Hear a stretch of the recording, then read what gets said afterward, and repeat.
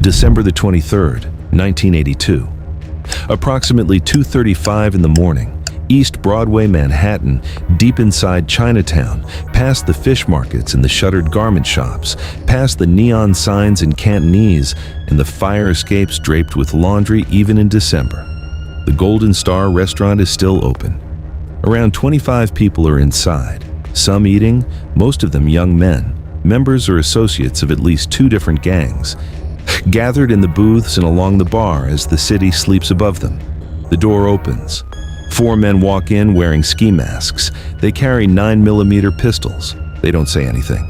They open fire, first at one group of customers, then swinging to another, spraying rounds across the room in what police later describe as a lightning attack. Customers dive beneath tables, others freeze. The gunfire lasts only seconds. When it stops, 3 people are on the floor. Michael Tsung, 20 years old. Irving Wu, 17. Stephen Chan, 13. 8 others are bleeding. Spent casings roll across the tile. The masked men are already gone, vanished into the narrow streets of a neighborhood that has perfected the art of swallowing its own violence. By the time officers from the 5th Precinct arrive, the survivors are silent. Inspector Joseph Martino tells reporters the investigation is being slowed because residents come from places where the police don't always take care of them. He doesn't say what he means, but everyone in the precinct understands. Nobody is going to talk. Nobody ever does. Officer James Green, a 6-year veteran of the 5th Precinct, calls it the worst recorded single incident of gang violence in Chinatown's history.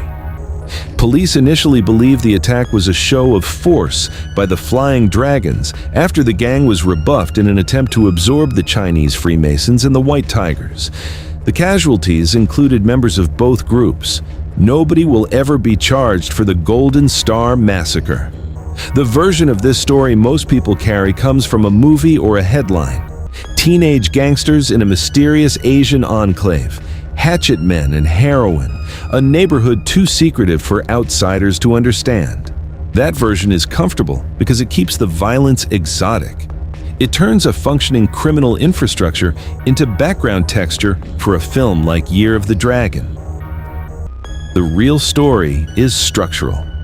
Beneath the surface of New York's Chinatown in the 1980s was a system, old, layered, and ruthlessly efficient, in which fraternal organizations called Tongs operated as shadow governments over the neighborhood's economic life. He's subcontracting their enforcement to disposable teenage street gangs, recruited almost exclusively from recent immigrants who spoke no English and had no one to turn to. The system mirrored the Italian mafia in function. In some ways, it exceeded it, because while the FBI had spent decades building wiretaps, informants, and undercover operations to penetrate La Cosa Nostra, it had almost nothing that worked against Chinatown. No Cantonese-speaking undercover agents. No way to infiltrate a community where every face was known. No informants willing to risk their families in a place where the Tongs' reach extended all the way back to Hong Kong. What happened in Chinatown in the 1980s wasn't a gang war. It was the visible symptom of an invisible architecture, and the architecture is what everybody missed. The system had been in place, in one form or another, for nearly a century. While the 2 dominant Tongs in Manhattan's Chinatown were the On Leong and the Hip Sing. Their war for control of the neighborhood's rackets dated back to the 1890s, to the era of opium dens and hatchet men on Doyer Street, the crooked 200-foot lane known as the Bloody Angle, because, as one historian put it, more men had been murdered on its pavement than on any comparable stretch of ground in the city. During the early Tong Wars, Hip Sing's most infamous leader, a man called Mok Duck, reportedly wore a chainmail shirt and dispatched On Leong members with 2 pistols, squatting on his haunches in the street with both eyes shut and blazing away. By the middle of the 20th century, the violence had cooled into a territorial detente. The On Leong controlled Mott, Baird, Canal, and Mulberry streets. The Hip Sing controlled Doyers, Pell, Bowery, Grand, and Hester. Each Tong maintained a headquarters that functioned as a combination social club, dispute resolution center, and command post. They provided loans to new immigrants, helped start businesses, offered legal assistance. They were, in the community's eyes, benevolent associations, the closest thing Chinatown had to a government. They were also, in the eyes of law enforcement, the organizational spine of every illegal operation in the neighborhood: gambling, extortion, loan sharking, and eventually, heroin. The Chinese Consolidated Benevolent Association, which was supposed to foster relations between the Tongs, occasionally mediated disputes, but its authority was theoretical. The Tongs answered to themselves. The mechanics of how this worked were specific, and they deserved to be understood at the process level. Each Tong maintained a street gang as its enforcement arm. The Onionhead used the Ghost Shadows. B's, a gang formed in 1971 by immigrants from Taiwan and Hong Kong. The Hipsing used the Flying Dragons, formed in 1967 by immigrants primarily from Hong Kong. Other gangs orbited the two dominant crews, the Black Eagles on Elizabeth Street, the Tongan Association's Division Street Boys on East Broadway, smaller outfits that controlled a block or two and answered to one Tong or another. But the Ghost Shadows and the Flying Dragons were the primary engines. The gangs didn't just protect the Tongs, they were the Tongs' operational layer, the visible muscle that made the invisible system function. Here's how the money moved. The Ghost Shadows controlled the gambling dens on Mott Street, musty lofts and basements where men played Pai Gow and 13-card poker under fluorescent lights behind locked doors. Peter Chin, born on the outskirts of Hong Kong in 1959, immigrated to New York with his mother and sisters in 1967. He joined the Ghost Shadows at 13, the youngest member they'd ever taken, and they called him Kid Jai, a name that emphasized his youth in both English and Cantonese. By 15, he was participating in robberies of gambling houses. Not long after, he became one of the gang's leaders and started collecting from 11 gambling houses on Mott Street, pulling in $5,500 a week in protection payments. The average American annual income at the time was $11,000. A 15-year-old kid on Mott Street was earning half of that every week.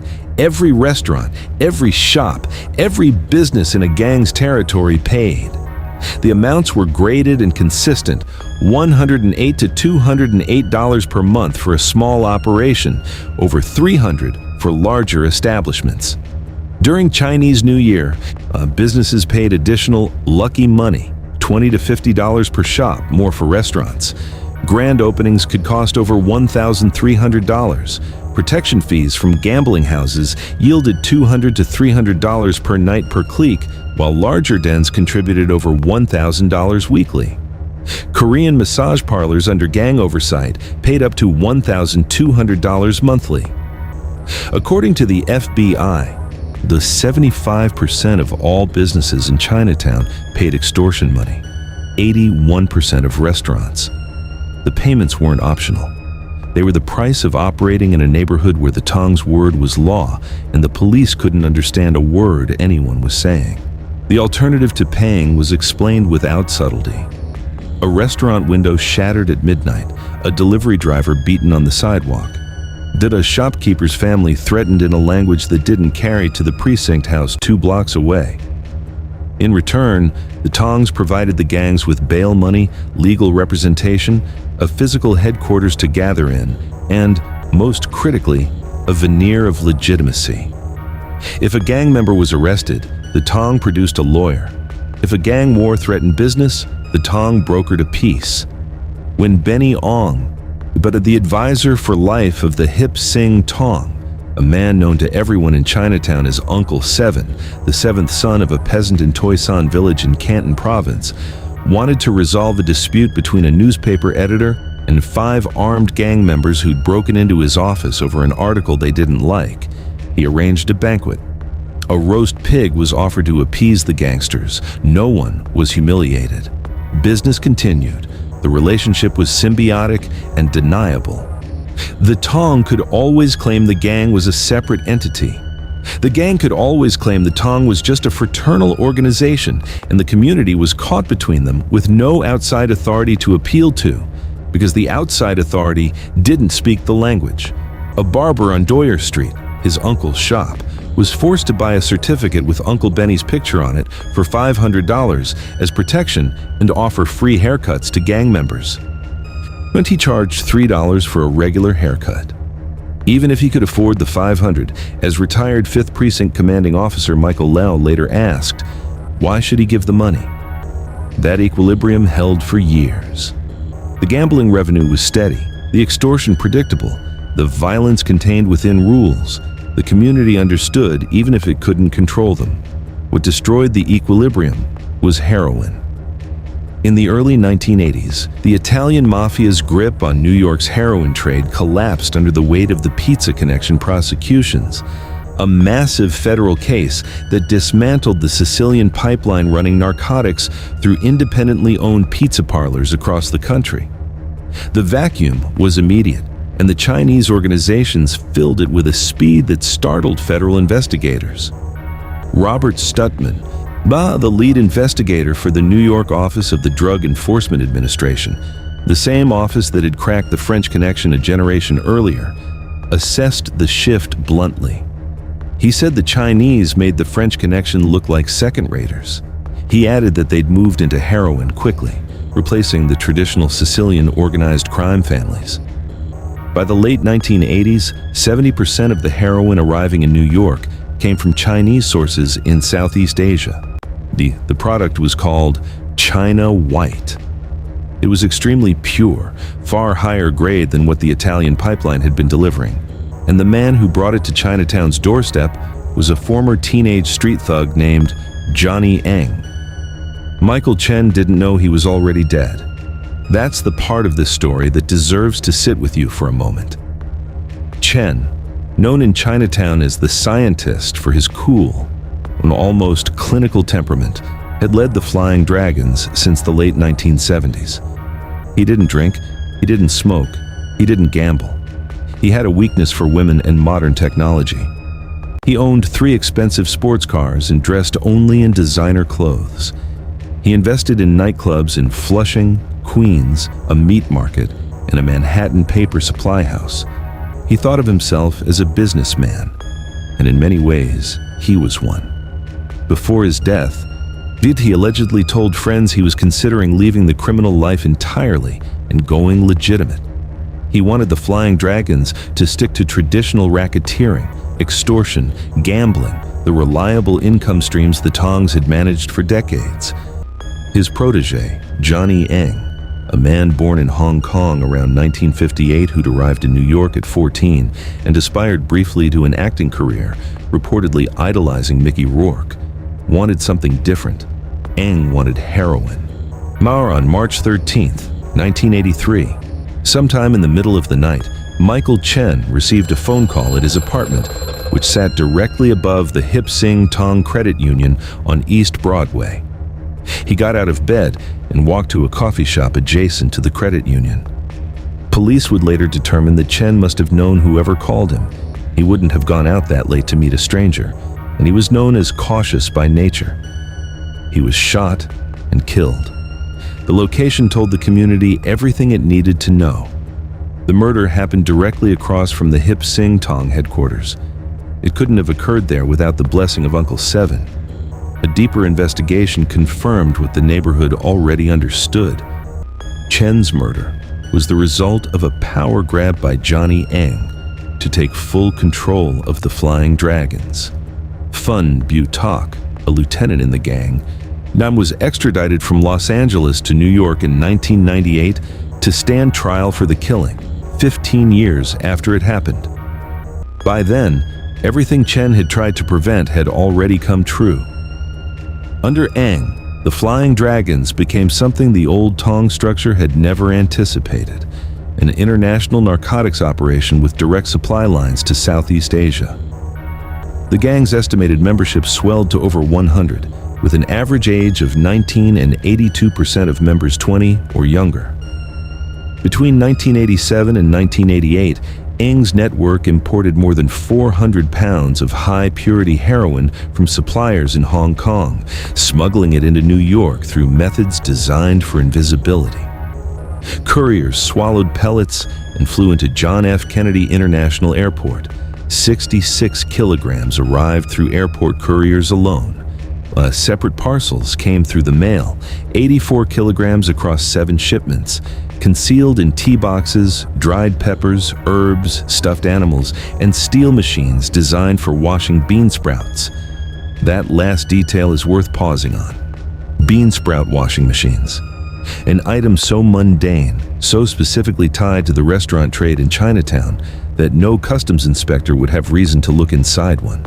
But Ng made frequent trips to Hong Kong to negotiate deals and move profits.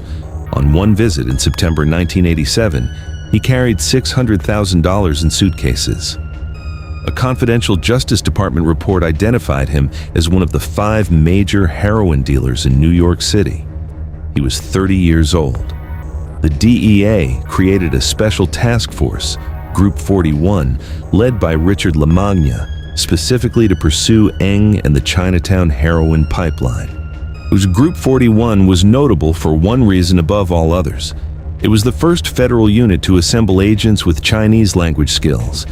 That fact alone tells you how long the institutional gap had persisted.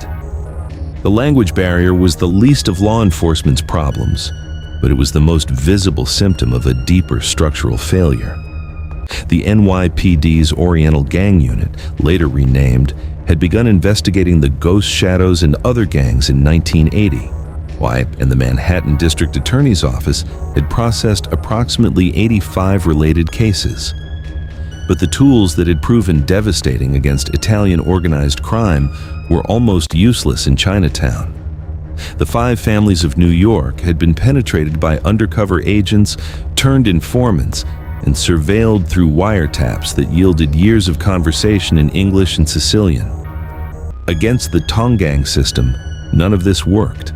But undercover infiltration was functionally impossible. Every resident of Chinatown's few square blocks knew who belonged and who didn't. A non-Chinese face couldn't walk into a gambling den unnoticed. A Chinese-American officer born outside the community couldn't pass for a recent Hong Kong immigrant whose Cantonese carried the right regional accent. Wiretaps produced conversations in Cantonese, Toisanese, and Fujianese that the department couldn't translate fast enough to act on. And the community's silence, born not of loyalty to the gangs but of a rational calculation that the police could not protect them, was total. Benny Ong, Uncle Seven, walked Pell Street every morning from his walk-up apartment to the Hong Shun restaurant, surrounded by young men carrying cell phones and walkie-talkies. And the police watched him do it for decades. He passed his days playing mahjong or pai gao and reading the Chinese newspapers, an august figure, a village elder, a pillar of the community. He'd been convicted of bribery in 1977, caught on a wiretap boasting about payments he made to an immigration official, and served barely a year. His lawyer, Barry Slotnick, persuaded the court that his sentence should be reduced because Ong was old, needed in his community, and had been singled out. A federal prosecutor named Ed Kuriansky would later say that Ong never weakened, that he was just like an old-time mafia godfather. The comparison was accurate structurally, but the mafia godfathers had been brought down. Uncle Seven died in his bed. Here's a way to understand the depth of the structural impasse. The FBI had, by the mid-1980s, sent dozens of Italian-American mafia bosses to prison using RICO, the Racketeer-Influenced and Corrupt Organizations Act, a law designed precisely to connect the boss who gives the order to the soldier who carries it out.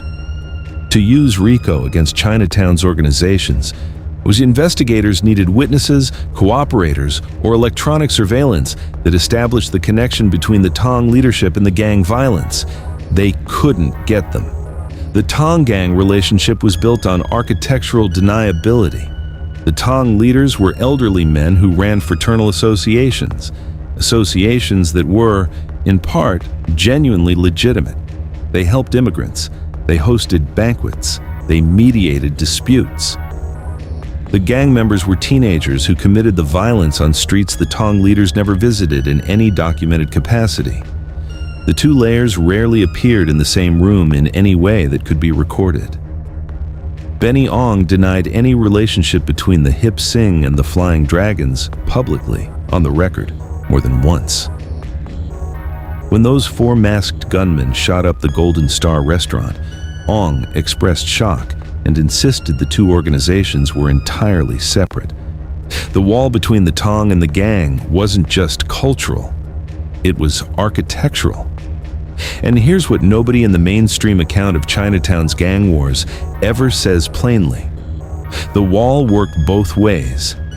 It kept law enforcement out, but it also kept the community sealed inside. The insularity that made these organizations invisible to the FBI was the same insularity that left ordinary residents, the barber paying $500 for a certificate, the garment worker walking past a murder scene on her way home, the 13-year-old kid in the wrong restaurant at 2:35 in the morning, trapped in the violence with nowhere to go. The wall that protected the criminal architecture was the same wall that imprisoned its victims. The question of what finally cracked the system has two answers, and they arrived almost simultaneously from opposite directions. Was it external pressure, the federal government's slow, decade-long accumulation of evidence that finally brought RICO to Chinatown? Or was it internal fracture, the arrival of a new population that refused to play by the old rules and tore the architecture apart from inside? I'd argue it was both, and neither would have been enough alone. Tell me what you think in the comments. The internal fracture had a name. David Tai was born Tai To Huang in Saigon on January 30th, 1956. After the fall of South Vietnam, he fled as a refugee in May 1975, eventually arriving in New York by way of Lafayette, Indiana, where he'd lived briefly in a church-run home for boys before running away with $150 and a Greyhound bus ticket. He married a fellow Vietnamese refugee he'd met at New York University, dropped out when she became pregnant, and couldn't support his family on busboy and dishwasher wages. In 1983, he joined the Flying Dragons. But Tai was Vietnamese, not Chinese, and in Chinatown's hierarchy, that distinction was the difference between earning and surviving. The Vietnamese members of the Flying Dragons were consigned to a subgroup, the Vietnamese Flying Dragons, and treated as expendable labor. They were ordered to carry out the riskiest and most dangerous crimes, the robberies and murders that carried the stiffest penalties. They were excluded from the gang's more lucrative rackets. They were, as one source described it, coffee boys. Tai left the Flying Dragons after a few years and built a counterfeit watch business on Canal Street, the enterprise that would eventually birth the counterfeit market that still operates there. He later claimed to have made $13 million selling fake watches in 1988 alone. With that money, he began collecting the Vietnamese teenagers who were arriving in New York in growing numbers. Refugees who'd spent months or years in camps, who spoke no English, who were ostracized by the Cantonese-dominated community, and who were homeless. He gave them money and a place to stay. He gave them what the old system had denied them, a sense of belonging.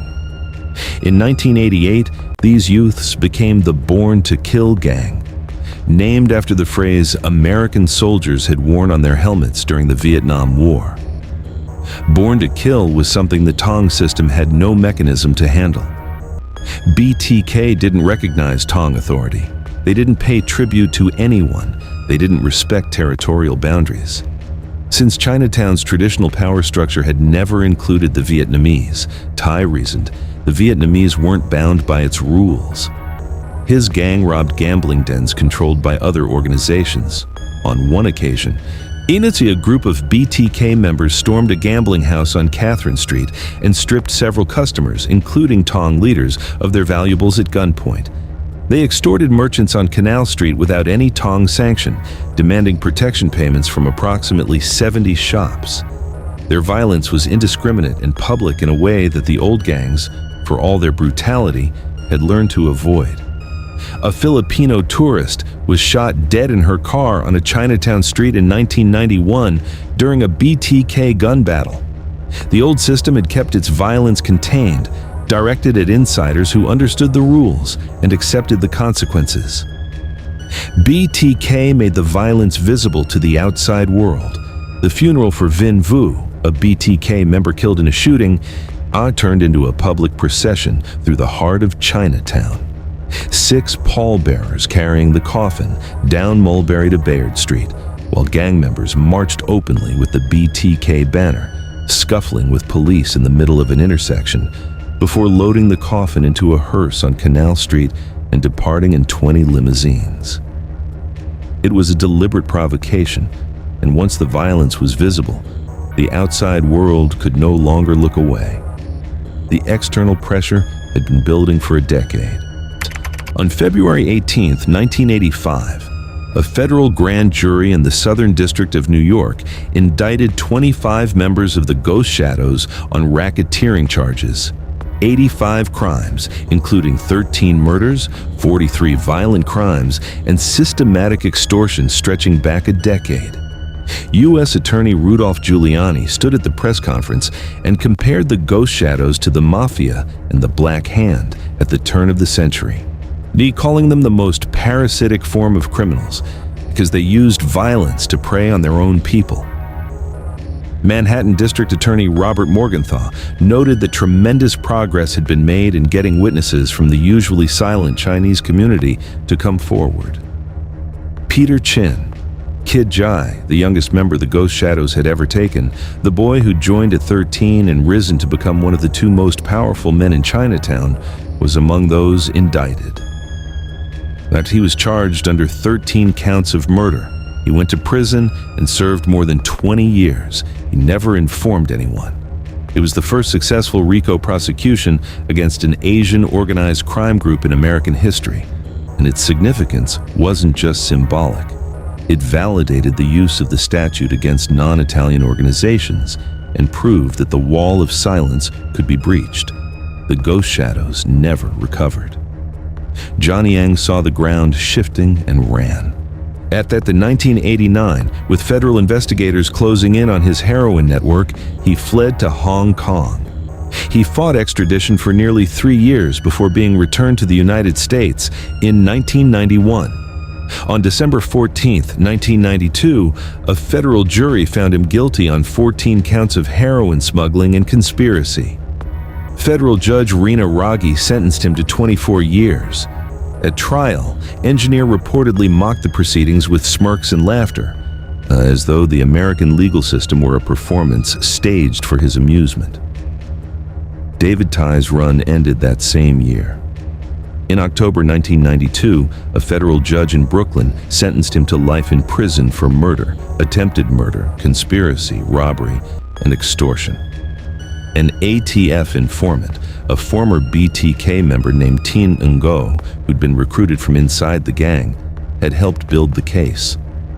In November 1994, 33 suspected members of the Flying Dragons were indicted on federal racketeering charges: 3 murders, 12 attempted murders, heroin trafficking, illegal gambling, arson, and extortion stretching from Manhattan into Brooklyn and Queens.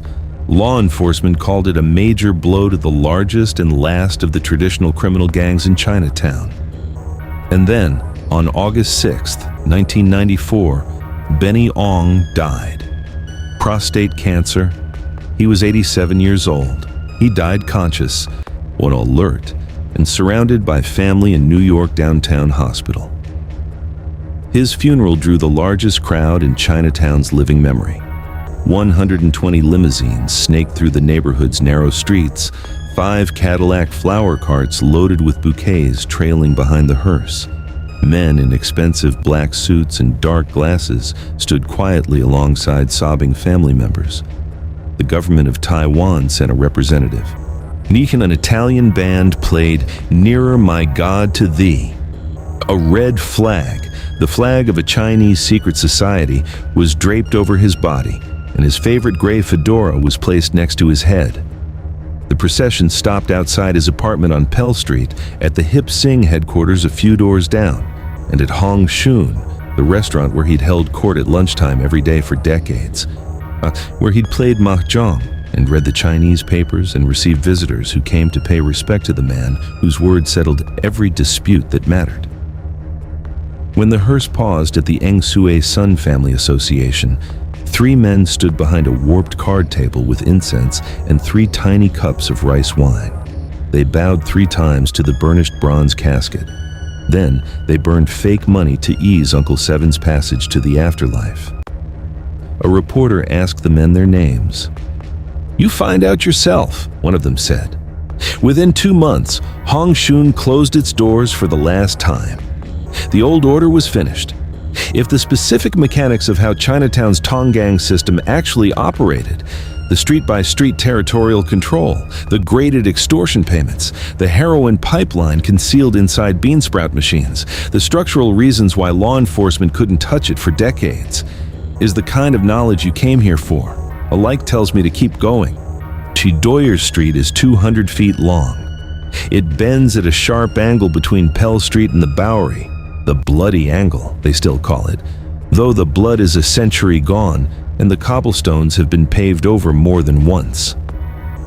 In 2021, a Chilean street artist named Dasich Fernandez painted the pavement with a mural called Rice Terraces, 4,851 square feet of color, 44 shades blending into an abstract landscape that creates the illusion of depth when viewed from the right corner. Tourists photograph the mural, children run across it after school. The Nam Wa Tea Parlor, which opened at 13 Doyer Street in 1920 and is the oldest dim sum restaurant in the city, still serves egg rolls at the sharpest point of the curve. The tunnels the gangs used for escapes, the same passages where hatchet men once disappeared like shadows, still run beneath the buildings, occupied now by herbalists and dentists and tiny law offices. Ting's gift shop at 18 Doyers, a building that was once a gambling den operated by the Onliang Tong, finally closed in 2024 after 67 years. The former gang headquarters along Mott and Pell have become souvenir shops. Peter Chin, released after more than 20 years in federal prison, learned English inside and discovered Shakespeare. He kept his code of silence throughout, never informed on anyone, served his full sentence, emerged in his 40s with a story he was only recently willing to tell. Mike Moy, who joined the Fook Ching gang at 16 because the bullying at his Brooklyn school was so bad that gang affiliation was the only thing that made it stop, and spent 9 years in the life before the story of a paralyzed police officer named Stephen McDonald, a man who forgave the teenager who shot him, changed something in him he couldn't quite explain. Moy became an NYPD detective. He spent 26 years on the force, patrolling the same streets he'd once terrorized. After retiring, he started a YouTube channel in Cantonese called Chinatown Gang Stories, or interviewing the aging men who'd been there, trying to build a historical record before the last people who remember disappear. The 2 men, Chin and Moy, the former boss and the former gang member turned cop, sat together recently at a library event in Chinatown. Gray-haired, wearing striped shirts and flat caps. Chin looked more like a writer than a gangster. Moy told the audience he couldn't see how anyone would call his story glamorous, because life was nothing glamorous. Outside, the restaurants stay open, though not as late as they used to. The gambling money that once kept the kitchens running through the small hours is mostly gone. The streets where people were shot dead are full of visitors who see only the lanterns and the signage and the narrow charm of the oldest ethnic enclave in the city.